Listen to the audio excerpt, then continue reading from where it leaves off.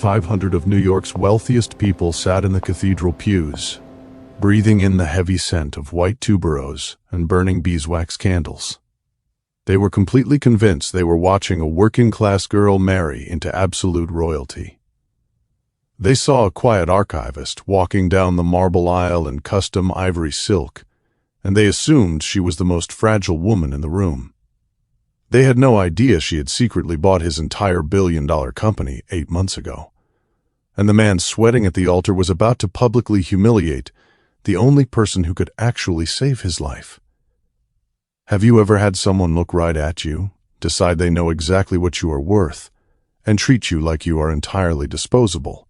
It is a specific kind of heartbreak when the person you love looks at your background and sees a liability instead of a partner. But it is also the exact moment a quiet woman decides to stop playing small.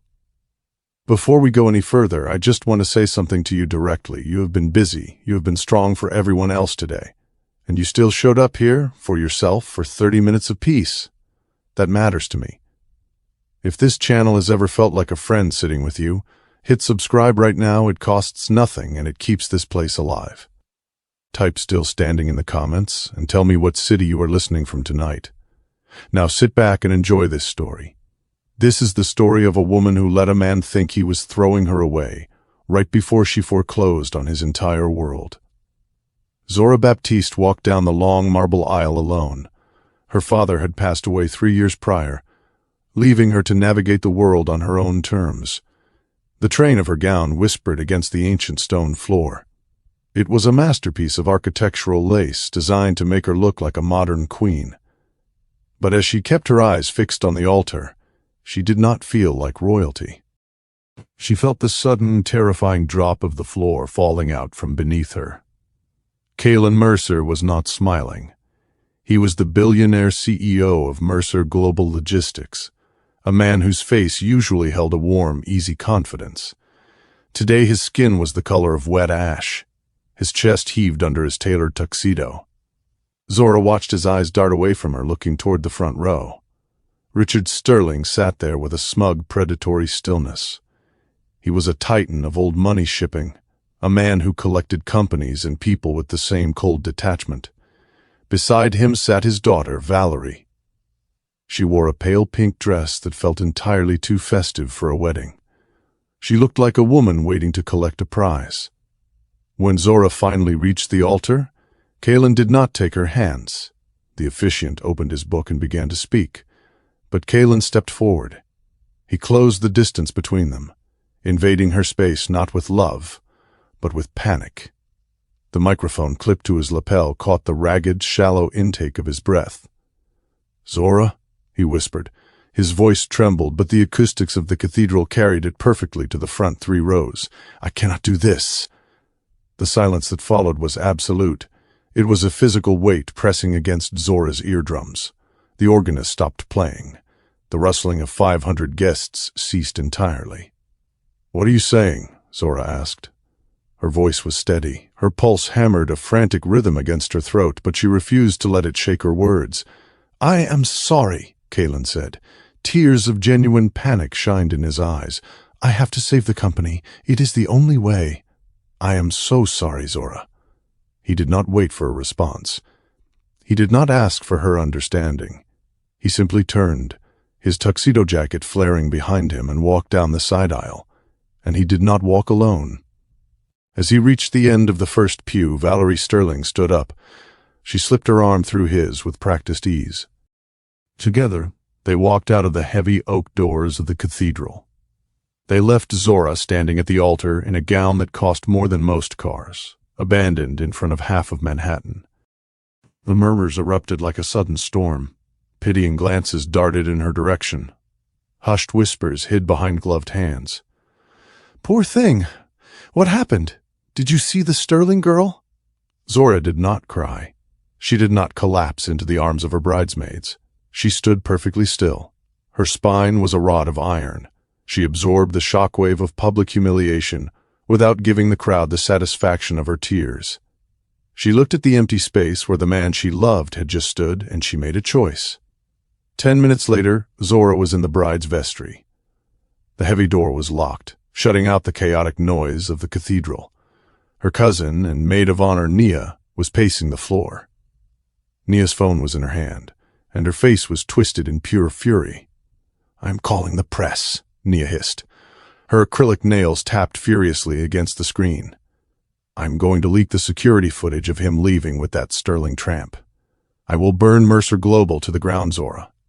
I swear to God I will ruin him." "Put the phone down, Nia," Zora said. Her voice was eerily calm. She stood before the gilded mirror. She reached up and unclasped the diamond drop earrings Kalin had given her for their 6-month anniversary. She placed them gently on the vanity. Next, she pulled the pins from her hair, letting the heavy, dark coils fall around her shoulders. "Zora, he just left you at the altar," Nia said, her voice finally cracking with emotion. "He chose her. He chose that old money, exclusionary family over you." "He did not choose her," Zora said quietly. She reached around to the back of her silk gown and pulled the zipper down. "He chose a bailout." Nia stopped pacing. "What?" Zora stepped out of the massive dress. She walked over to a garment bag hanging on the door and pulled out a pair of tailored black trousers and a crisp white silk blouse.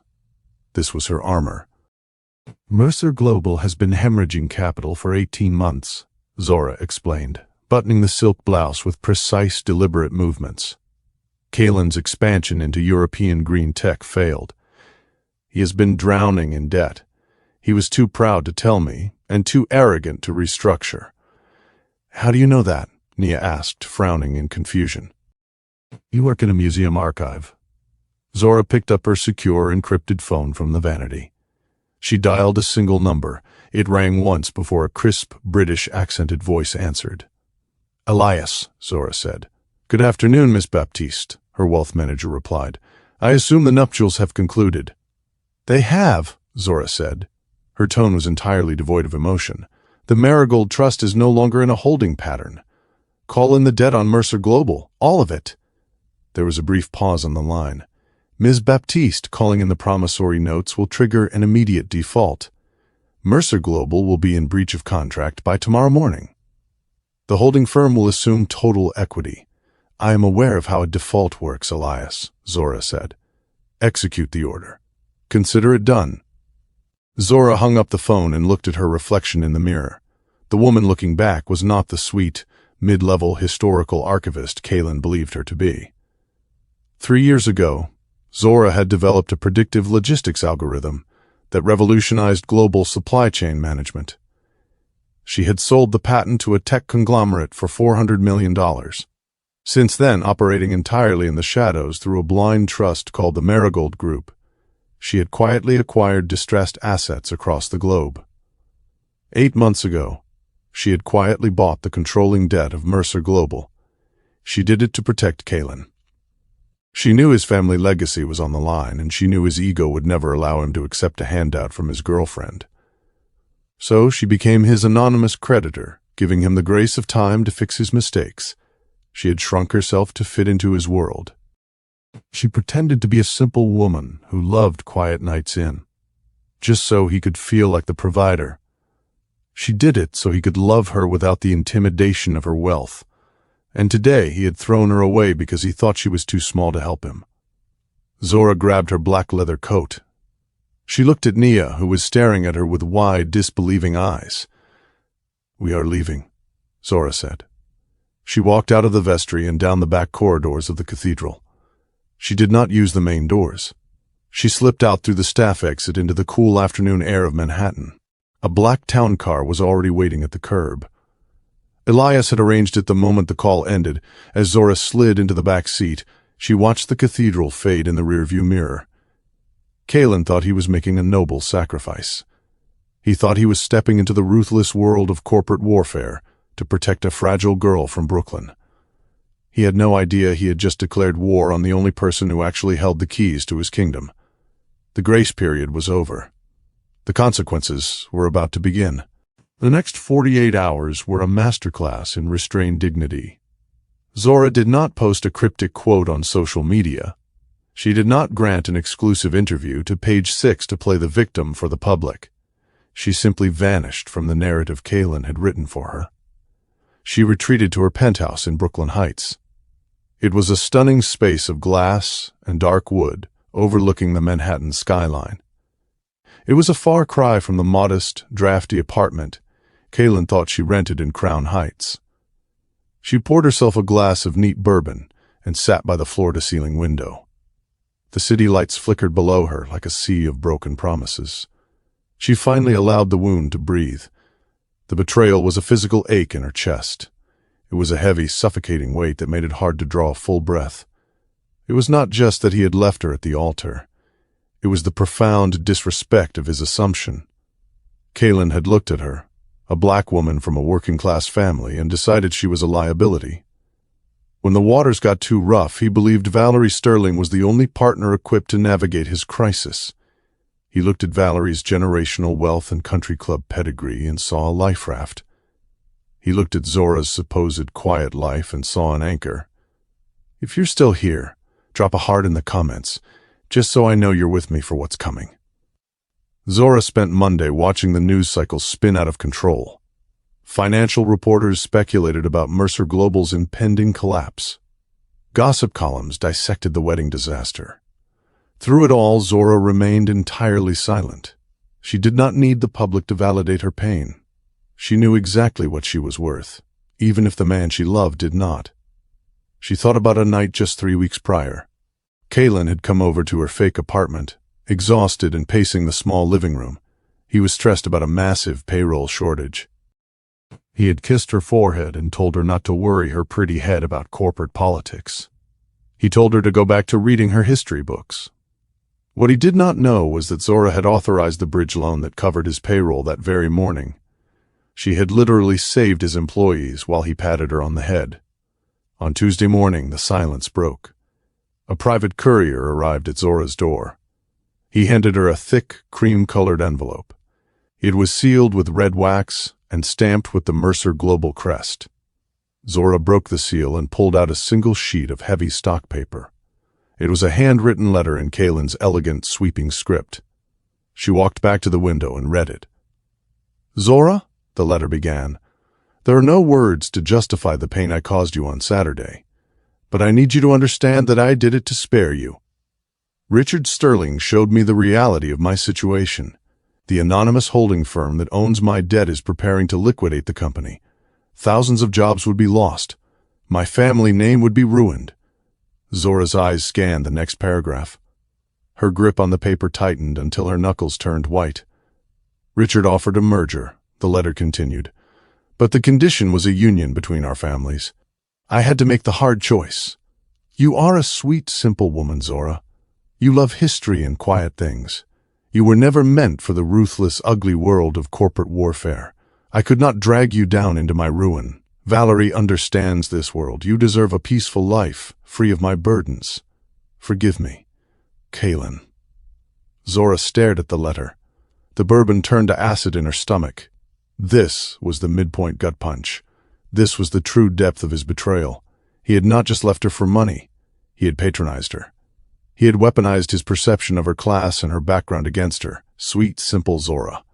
He truly believed she was too fragile, too uneducated in the ways of power, to stand by his side. He had convinced himself that his classist abandonment was actually an act of noble sacrifice. Think about the sheer arrogance it takes to look at the woman who secretly saved your life and tell her she is too simple to understand your problems. Kalin thought he was being a hero. He thought he was shielding a delicate flower from a storm. He did not realize he was talking to the woman who owned the rain. He did not just doubt her worth. He doubted her mind. He looked at her love for history and assumed she had no future. He looked at her quiet demeanor and assumed she had no voice. He took the very things he claimed to love about her and used them as the excuse to throw her away. Zora folded the letter. She placed it on the glass table. Her jaw set into a hard, unforgiving line. The sadness that had clouded her eyes for 2 days evaporated.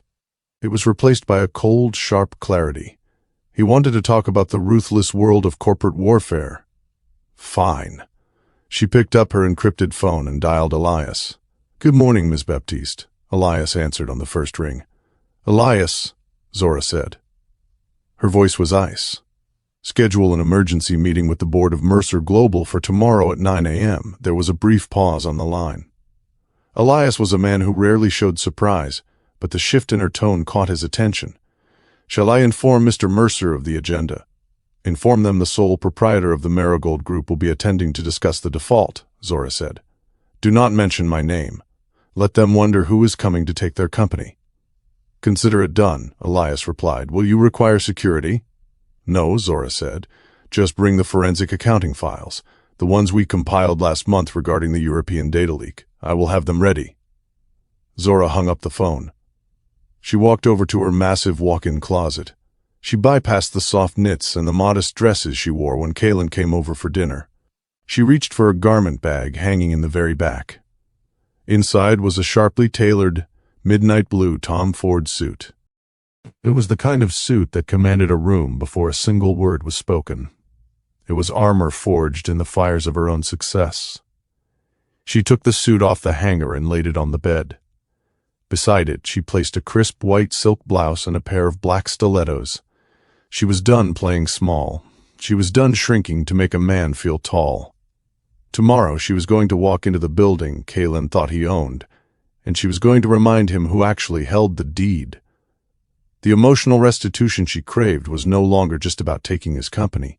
It was about forcing him to see her. Really see her.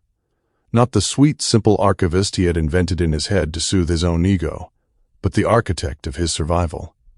The woman who had held his entire legacy in the palm of her hand and chose to protect it, only to be discarded for a woman whose only asset was her last name. Zora poured the rest of her bourbon down the sink. She did not need it anymore.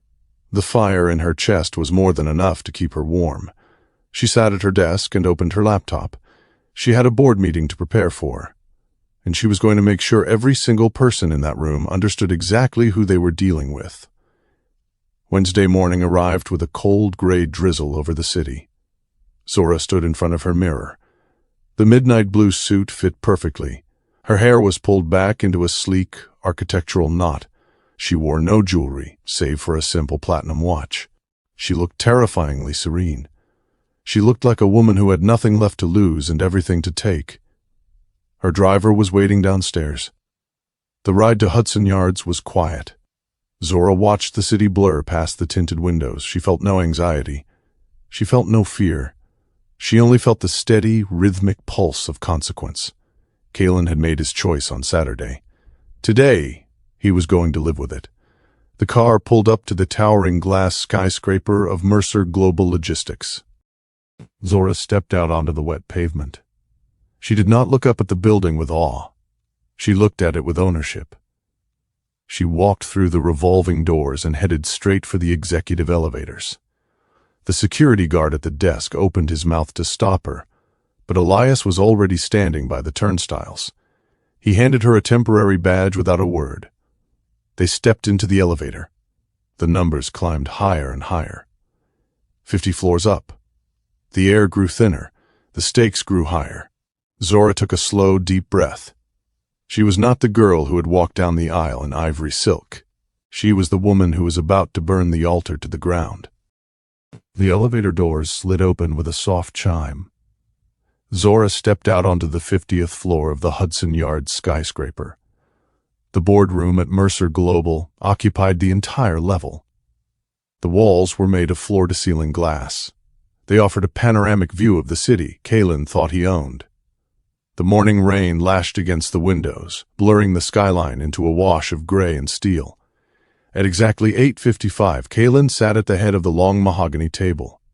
He looked 10 years older than he had on Saturday. His tie was loosened, and his eyes were bloodshot from lack of sleep. The arrogant posture he usually carried was entirely gone. He looked like a man waiting for an executioner. To his right sat Richard Sterling. The older man looked entirely too comfortable. He was sipping sparkling water from a crystal glass, waiting to swoop in as the savior. He wore a charcoal suit that cost more than most people made in a year. He smiled at Kalin with a warmth that did not reach his cold, calculating eyes. "The Marigold Group is foreclosing, Kalin," Richard said. His voice dripped with false sympathy. "But do not worry. Once they seize the assets, I will buy the company from them for pennies on the dollar. You will retain a figurehead position to keep the press happy. And, of course, you and Valerie will be married by the spring. It is a perfect arrangement. Kalin rubbed his temples. He did not look at Richard. He stared at the polished wood of the table. I just need to know the liquidation will not affect the employee pension funds. Those people have given their lives to this company. You are in no position to make demands, boy, Richard sneered. He set his glass down with a sharp clink. You failed. I am cleaning up your mess. You will marry my daughter, you will smile for the cameras, and you will let the adults handle the business. At exactly 9 o'clock, the heavy double doors of the boardroom clicked open. Kalin looked up. He expected Elias Thorne, the notoriously reclusive lawyer for the Marigold Group.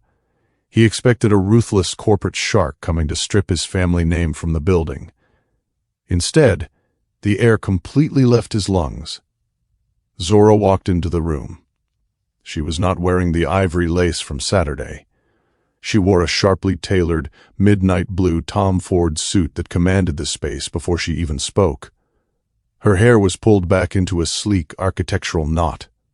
Her expression was one of absolute terrifying serenity. Behind her walked Elias, carrying a thick leather briefcase. Zora, Kalin said. He stood up so fast his heavy leather chair scraped violently against the floor. What are you doing here? This is a private board meeting. Security will escort you out. Sit down, Kalin, Zora said. Her voice was not loud, but it carried a frequency that vibrated in the bones of everyone in the room.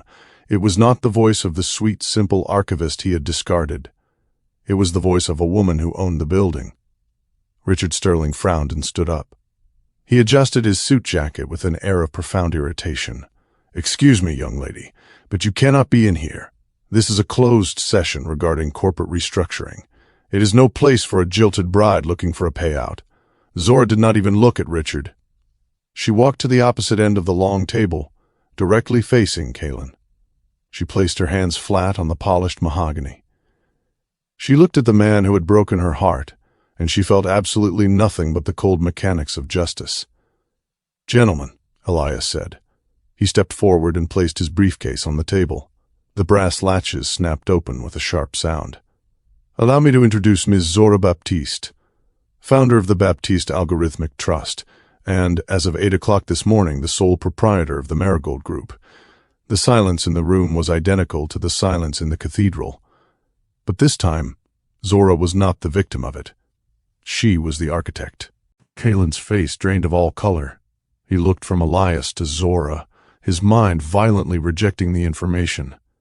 He gripped the edge of the table to keep his hands from shaking. No, Kalin whispered. No, that is impossible. Marigold is a multi-billion-dollar holding firm. You are an archivist. You work in a museum. I am a woman who knows how to read a balance sheet, Kalin, Zora said. Her eyes locked onto his. And I am the woman who bought your family's distressed debt 18 months ago to keep you from going bankrupt. Kalin staggered back, hitting the edge of his chair.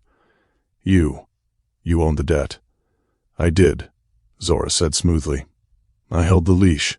I gave you grace. I refused to call in the notes because I loved you, and I knew how much this company meant to your family legacy. I bought your mistakes so you could have the time to fix them. Richard Sterling let out a harsh, barking laugh. He waved a hand in the air as if swatting away a fly. This is a parlor trick, a bluff. Even if this girl somehow scraped together the capital, she does not have the voting rights to block my merger. I have the board's proxy. Zora finally turned her gaze to Richard. It was a look of such profound dismissal that the older man actually flinched. Mr. Sterling, Zora said, your proposed merger is dead. Furthermore, my forensic accountants have spent the last 48 hours reviewing the data leak that occurred at Mercer Global last month. The leak that you used to convince Kalin that my modest background made me a corporate security risk. Kalin's head snapped up. What? The proprietary shipping routes were not leaked by a mid-level employee, Kalin, Zora said. Her voice dripped with cold fire. They were sold to a rival firm by your future father-in-law. Richard Sterling sabotaged your European expansion to drive your stock price down. so he could force you into this marriage and absorb your company for nothing. Elias slid a thick manila folder across the table. It landed in front of Kalin with a heavy thud. Bank records, Mr. Mercer. Tracing the offshore payments from your competitor directly to Mr. Sterling's shell companies. If you didn't see that coming, hit the like button so I know you're enjoying the drama. Kalin stared at the folder. The room seemed to tilt on its axis. His hands shook as he reached out and opened the cover. His eyes scanned the highlighted lines, the dates, and the signatures. The evidence was undeniable. It was a masterclass in corporate espionage, executed by the man currently sitting beside him. The realization of what he had done crashed over Kalin like a tidal wave. He had abandoned the only woman who had ever truly protected him. He had thrown her away for a man who had actively tried to destroy him. He had looked at Zora's quiet strength and called it weakness. He had looked at Richard's predatory greed and called it salvation. "Get out," Kalin whispered. He did not look up from the papers.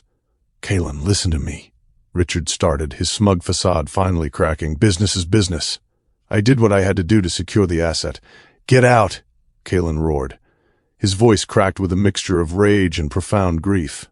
He slammed his fist onto the table. "Get out of my building," Richard sneered.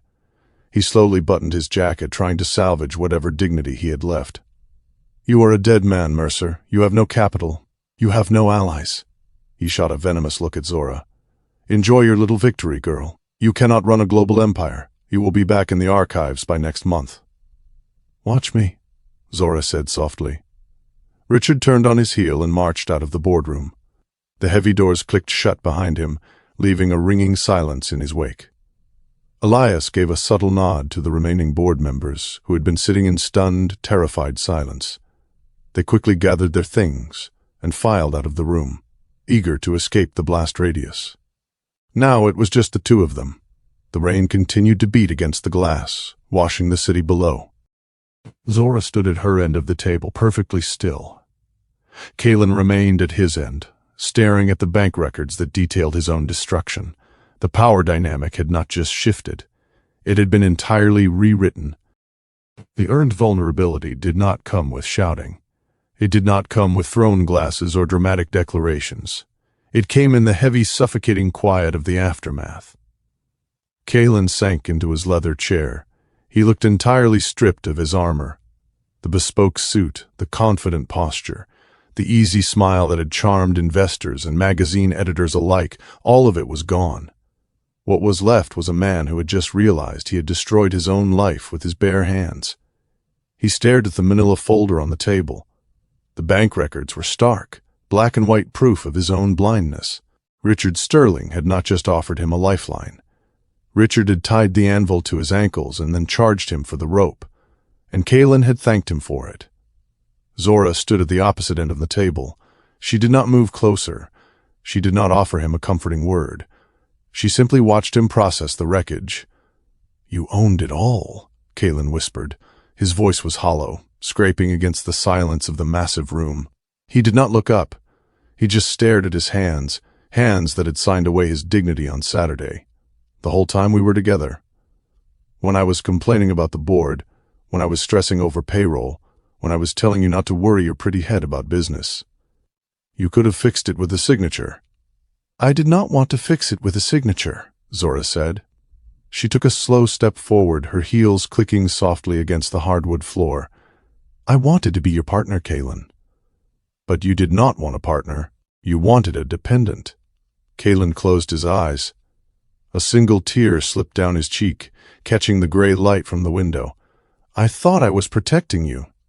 "You were protecting your ego," Zora corrected him. Her voice was firm, but it was entirely devoid of malice. That was the most devastating part. She was not yelling at him. She was diagnosing him. "You looked at me and saw a sweet, simple girl from Brooklyn. You liked that I worked in a museum. You liked that I listened to you talk about supply chains and logistics. It made you feel big. It made you feel like the provider." Kalin flinched. The truth of her words hit him harder than Richard's betrayal. "You could not fathom that I was your equal," Zora continued. She stopped a few feet from his chair. "So when the pressure came, when your legacy was threatened, you discarded me. You threw me away for a woman whose last name matched your bank account. You convinced yourself it was a noble sacrifice. You told yourself you were sparing me from the ugly world of corporate warfare. I was a fool, Kalin choked out. He finally looked up at her. His eyes were red, stripped of all their former arrogance. Zora, I'm so deeply sorry. I did not just doubt you. I insulted you. I disrespected the very essence of who you are. I looked at the woman who secretly held my entire world together, and I told her she was too fragile to stand in it. He reached into his jacket pocket. His hand trembled as he pulled out a heavy platinum keycard. It was the master access card for the Mercer Global Executive Suite. It was the symbol of his family's empire. He placed it on the polished mahogany table. With one finger, he slid it across the smooth surface until it stopped right in front of Zora. I am not going to fight you for this, Kalin said. His voice broke on the last word. You earned it. You built it. You saw the value in this company when I was too blind to see the cracks in the foundation. Zora looked down at the keycard. She did not touch it. I lost my company on Saturday, Kalin said, a bitter, self-deprecating smile touching his lips. But I did not realize it until today. I thought I was making a hard choice to save my family name. But my family name is a fraud. Richard Sterling proved that. And I proved it by walking out on the only real thing I ever had. He stood up slowly. He looked smaller than he ever had. The billionaire CEO was gone. I did not lose an empire today, Zora, Kalin said softly. I lost you. And that is the only bankruptcy that actually matters. He did not ask for forgiveness. He did not ask for another chance. There was no expectation in his eyes, no demand that she fix the mess he had made of their lives. There was only the raw, agonizing weight of a man who had been handed a diamond and thrown it into the river because he did not know how to appraise it. I will have my things cleared out of the executive suite by noon, he said. He turned and walked toward the heavy double doors. His steps were slow, heavy with the gravity of his consequences. Kalin, Zora called out. He stopped. His hand hovered over the brass handle, but he did not turn around. He stood there, his back to her, waiting for the final judgment. The pension funds are safe, Zora said. Her voice was steady, ringing clear across the empty boardroom. I restructured the debt this morning. The company will survive. The employees will not lose their retirement because of your mistakes, or Richard's greed. Kalin stood frozen for a long moment. He absorbed the grace of a woman he had deeply wronged. She had every right to burn the company to the ground. She had every right to let the thousands of employees suffer for the sins of their CEO. But she was not him. She was better than him. Thank you, he whispered. He pushed the door open and walked out. The heavy oak clicked shut behind him, leaving Zora entirely alone in the glass tower. She stood in the silence for a long time. She looked out the floor-to-ceiling windows at the city below.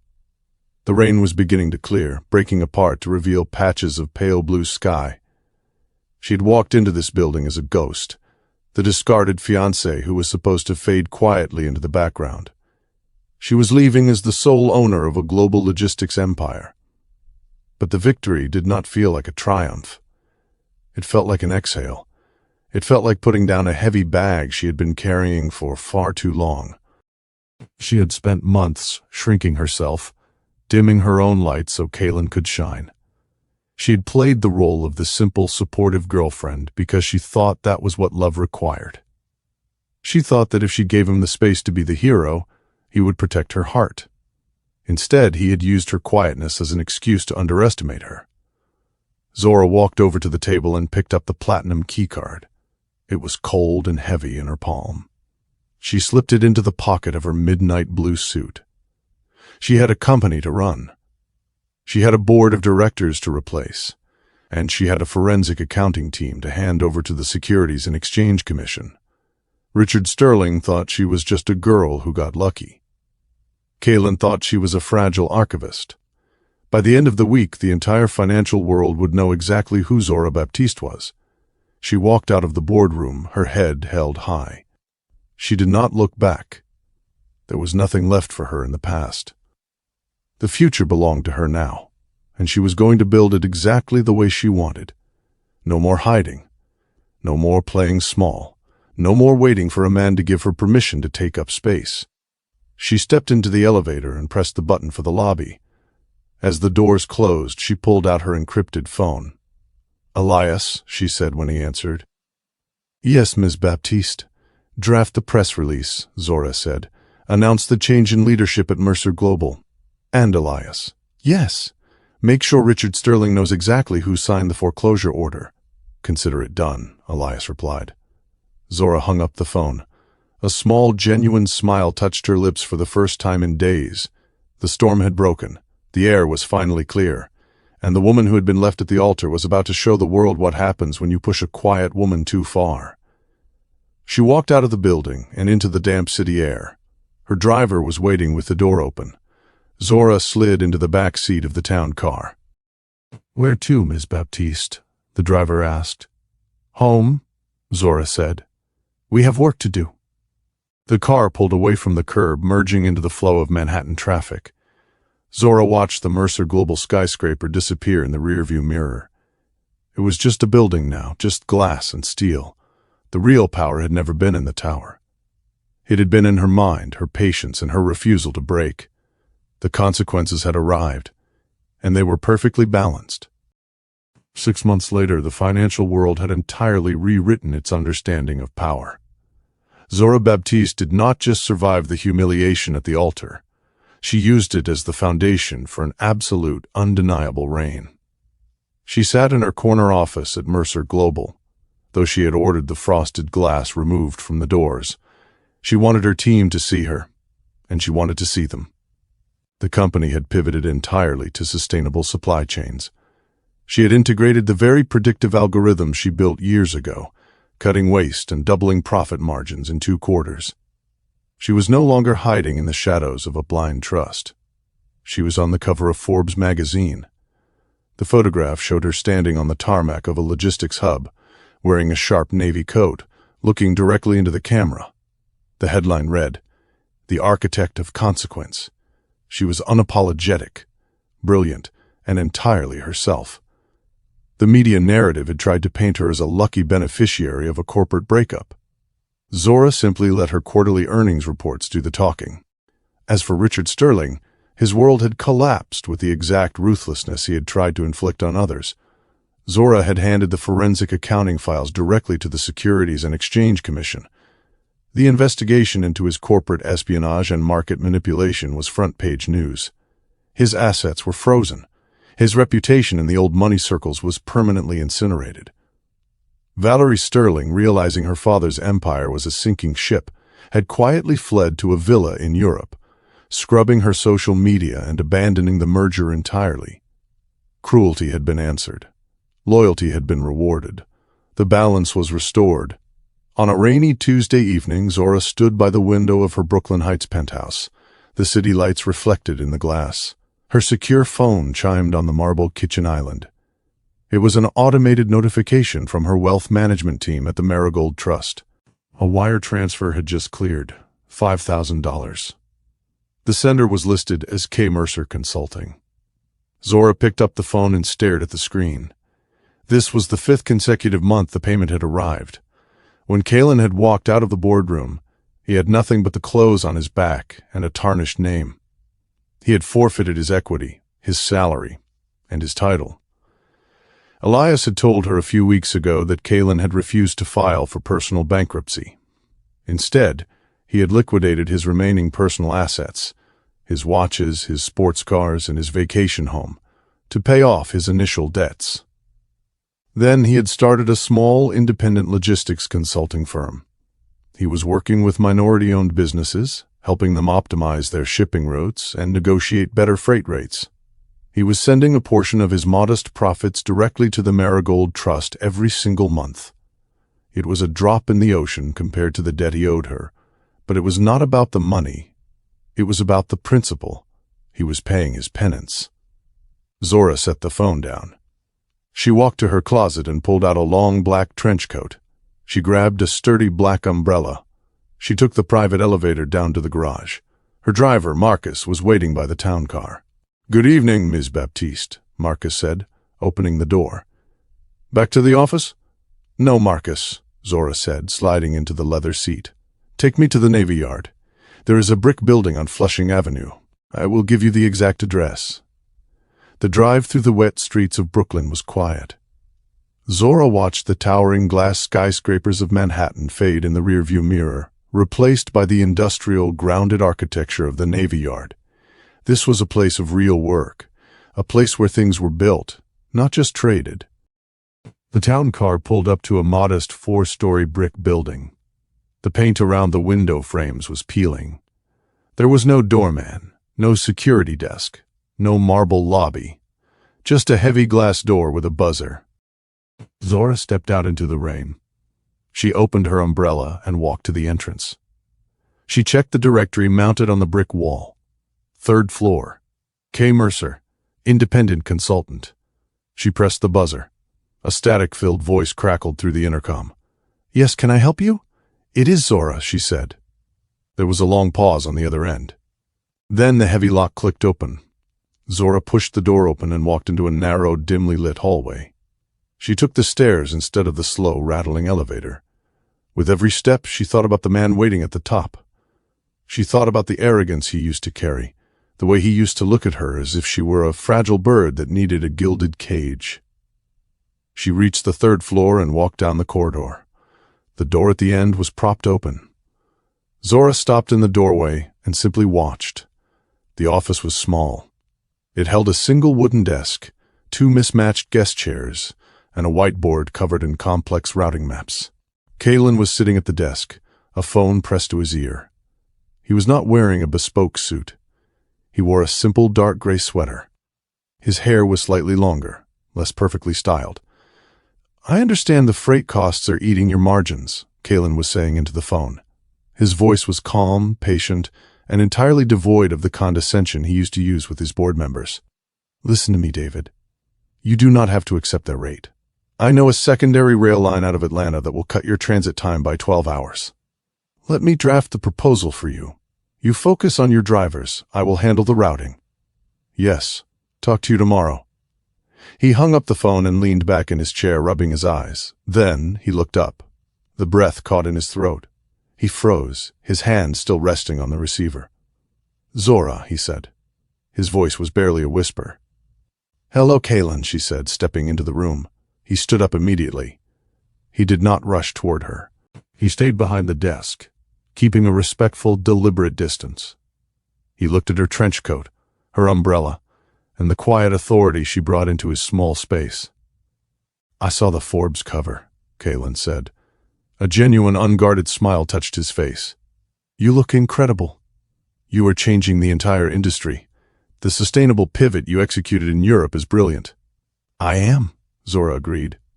She did not deflect the compliment. She owned it. She looked around the small office, taking in the scuffed floors and the stacks of files. "I hear you are doing good work here, helping the little guys." Kalin offered a small, self-deprecating smile. He looked down at his desk. "I am learning what it actually means to build something from the ground up, without a safety net, without a famous name to open doors for me." He looked back up at her, his eyes full of a quiet, enduring warmth. "I send you a portion of my profits every month, to the Marigold Trust, to pay down the debt I owe you." "I have been receiving them," Zora said. "I do not expect anything, Zora," Kalin said softly. His voice was steady, anchored by a new kind of strength. "I know I forfeited my right to stand beside you. I threw away the greatest privilege of my life because I was too blind to see what was right in front of me. I just want you to know that I see you now. All of you, the empire, the mind, the heart. I see the woman I was too foolish to recognize." Zora studied him. The emotional restitution she had craved was not just about taking his company or watching his enemies fall. It was about this exact moment. It was about him understanding her true value and, more importantly, recognizing his own fatal flaws. He had been broken down. The ego that demanded a dependent had been shattered, and in the breaking, he had finally become a man who understood what a true partnership required. He was not asking for his old life back. He was simply doing the work, day by day, to be worthy of the air he breathed. Zora closed her umbrella and set it by the door. She walked further into the room, the sound of her heels sharp against the wooden floor. "I have a problem," Zora said. Kalin straightened up, his professional instincts kicking in. What kind of problem? The European distribution routes for a new client, Zora said. Her tone shifted into something warm, something that sounded remarkably like an invitation. My current consultants are too cautious. They are relying on legacy data. I need someone who knows the old infrastructure but is willing to learn a new way. Kalin's eyes widened slightly. A flicker of hope ignited in the depths of his gaze, but he held himself back. He did not dare assume. Are you offering me a job, Miss Baptiste? He asked. I am offering you an interview, Zora corrected. A small, genuine smile touched her lips. But be warned. I do not tolerate arrogance. I do not tolerate assumptions. And I expect absolute transparency. Kalin walked around the desk. He stopped a few feet away from her. He did not try to touch her. He did not try to cross the boundary she had set. But he stood close enough that she could smell the faint scent of cedar and rain that she had always loved. I have nothing left to hide, Zora, he said. His voice was a low, sincere vow. And I have all the time in the world to prove it to you. Zora looked at the man who had once left her at the altar because he thought she was too small for his world. She had burned that world down. She had built a new one in its place. And now he was standing at the threshold, asking for permission to enter it. She had been made to feel small, but she had ended up standing taller than anyone who had ever tried to diminish her. And as she looked into Kalin's eyes, seeing the profound respect and love that finally met her at her full value, Zora knew the story was no longer about what she had lost. It was about exactly what she was owed. Sit down, Kalin, Zora said softly, pulling out one of the mismatched guest chairs. Let us get to work. Kalin pulled out the mismatched guest chair and held it for her. Zora sat down, placing her leather portfolio on the scarred wooden desk. She unzipped it and pulled out a tablet, bringing up the encrypted files for the European distribution network. Kalin did not try to take the tablet from her. He did not lean over her shoulder to assert dominance over the screen. He simply pulled up his own chair on the opposite side of the desk, grabbed a notepad, and clicked his pen. Show me the bottleneck in Rotterdam, he said quietly. Zora tapped the screen, bringing up a complex web of red and green shipping lanes. The legacy carriers are holding up the freight at the port. They are using outdated customs manifests, which delays the rail transfer to Berlin by 48 hours. My algorithm bypasses the primary holding yard, but my current team is too afraid to implement it without a manual override. Kalin studied the map. His eyes traced the digital lines with the sharp, practiced focus of a man who had built his life on this exact infrastructure. He did not tell her she was wrong. He did not tell her it was too risky. Your team is afraid because they are looking at the penalty clauses in the legacy contracts, Kalin said. He looked up, meeting her eyes. But if you route the freight through the secondary canal in Antwerp first, you bypass the Rotterdam holding yard entirely. You lose 3 hours on the water, but you gain 2 days on the rail. Zora watched him. She ran the variables in her head. He was right. It was an elegant, practical solution that required a deep, granular knowledge of the old system. It was exactly why she had come to him. Draft the proposal, Zora said. Send it to my chief operating officer by tomorrow morning. Use your own name on the header. Kalin paused. His pen hovered over the notepad. Are you sure? My name carries a lot of baggage in this industry right now. I am not hiring your name, Kalin, Zora said. Her voice was steady and clear. I am hiring your mind. Do not hide it. A slow, genuine smile spread across his face. It was the first time she had seen him look truly at peace in over a year. I will have it on your desk by 8 a.m. that night in the Navy Yard office was the beginning of a new architecture between them. It was not a sudden return to the romance they had lost. Zora was not interested in a fairy tale reunion. She was interested in a foundation built on concrete, not assumptions. Over the next 6 months, Kalin worked as an independent contractor for the Marigold Trust. He did not have a corner office.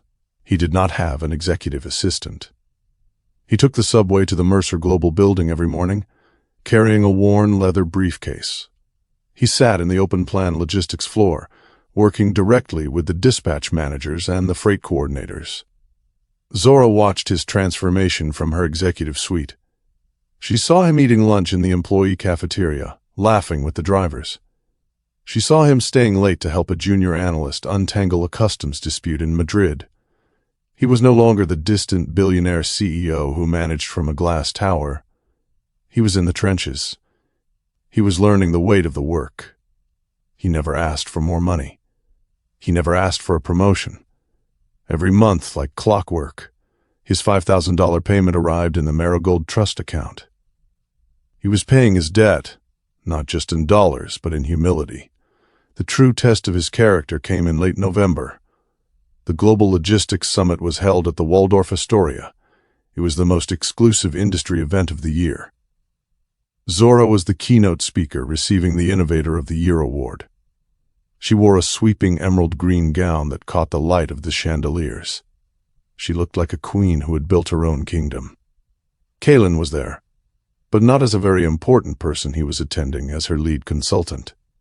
He wore a simple, well-tailored black tuxedo that he had owned for years.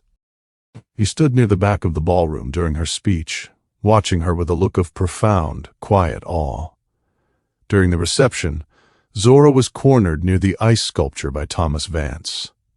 Vance was an old money investor who had backed Richard Sterling's failed merger. He was a man who believed power was inherited, not earned. Kalin was standing a few feet away, holding 2 glasses of sparkling water. "Zora," Thomas said, his voice dripping with condescension. A brilliant speech.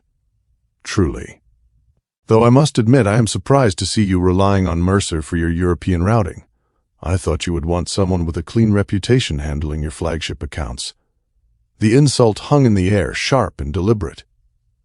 Thomas looked at Kalin with a sneer. "It is a bold move, bringing your charity case to a black tie event." Zora's jaw tightened. She prepared to dismantle Thomas right there on the carpet. But before she could speak, Kalin stepped forward. He handed Zora her glass of water. He did not look angry. He did not look defensive. He looked entirely unbothered. "Thomas," Kalin said, his voice smooth and conversational, "you have it backward. Miss Baptiste is not relying on me to handle her accounts. I'm relying on her to teach me how this industry actually works." Thomas blinked, taken aback by the lack of ego. "I spent 10 years thinking I was the smartest man in the room," Kalin continued. He looked at Zora, his eyes full of absolute reverence. "Then I met a woman who built an algorithm in her spare time that made my entire fleet obsolete. I do not advise her on what to do, Thomas. I help her execute what she already knows. Working for Zora Baptiste is the only time in my life I have actually been useful." Thomas opened his mouth to reply, but found nothing to say. He gave a stiff nod and walked away. Zora stood in the center of the ballroom, the noise of the crowd fading into a dull hum. She looked at Kalin. He had not defended his own pride. He had actively chosen to elevate her, in front of the very people who used to worship him. "Let us get some air," Zora said softly. They walked out onto the stone balcony overlooking Park Avenue. The autumn air was crisp and cold. The city traffic moved in rivers of red and white light below them. Kalin leaned against the stone railing. He looked out at the skyline, his profile illuminated by the glow of the street lamps. "You did not have to do that," Zora said, standing beside him. "You could have defended your record." "My record speaks for itself," Kalin said quietly. "It is a record of a man who is too blind to see the value of the woman standing next to him." He turned to face her. "I used to be terrified of your light, Zora. I thought that if you shined too bright, it would expose how hollow I was, so I tried to convince you to stay in the shadows." He reached out, his fingers stopping just an inch from her hand on the railing. He did not touch her. He waited for her permission. "I do not want to be your savior anymore," Kalin said. His voice was raw, stripped of all its old defenses. "I just want to be the man who stands in the front row and claps the loudest when you change the world. I want to earn my place beside you, not as a CEO, just as a man who finally knows exactly who you are." Zora looked at his hand. She thought about the cathedral. She thought about the letter. She thought about the 6 months of quiet, relentless work he had put in to rebuild his own soul. She turned her hand over and laced her fingers through his. His grip was warm, steady, and entirely respectful. "You have a lot of work to do, Kalin," Zora said. A small, genuine smile touched her lips. "I have all the time in the world," he replied. "When someone tells you who they think you are, you have a choice. You can accept their definition, or you can rewrite the dictionary." Zora Baptiste did not just rewrite the dictionary. She printed a new one and forced the world to read it. She was made to feel small, but she ended up standing taller than anyone who had ever tried to diminish her. She proved that true power does not need to shout. It does not need to perform. It simply waits, it builds, and when the time comes, it does not ask for permission. Do not mistake patience for weakness. Real worth needs no permission to be seen, and consequences are not punishment. They are just balance restoring itself. So tell me honestly, do you think he deserved a second chance, or did he forfeit that the moment he opened his mouth at that altar? Drop your answer in the comments, and subscribe if you want more stories that ask the hard questions.